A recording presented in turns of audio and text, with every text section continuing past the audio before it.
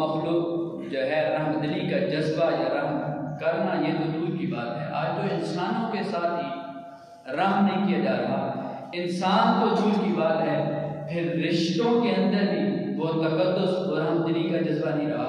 हालांकि कुरान और हदीस की रोशनी में हज़रात अंबिया किराम अलैहिस्सलाम ने जो जिंदगियाँ गुजारी वो इस कदर हसास तरीके से, इस कदर मखलूक खुदा की खिदमत करने का जज्बा लोगों के अंदर पैदा किया। इस तरह अपनी जिंदगी के अंदर सबक छोड़े।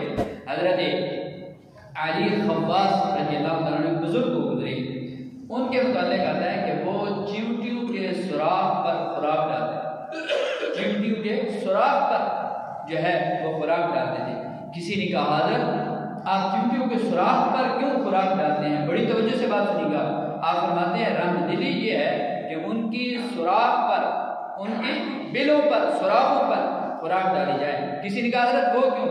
आप फरमाते हैं कि वजह यह है कि बिल्ली, चींटी जो है, कीड़े मकोड़े ये मजबूर होकर अपने बिल से निकलते हैं। जब ये भूखे होते हैं ये उस वक़्त खुराक की गर्ज से ये बाहर निकलते हैं। जब बाहर निकलते हैं तो फिर कई इंसानों के पाँव के तले रौंदी जाते हैं, कई जानवरों के पाँव तले ये आकर अपनी ज़िंदगी का जो है जान नजराना पेश कर देते हैं, मौत के घाट उतर जाते हैं।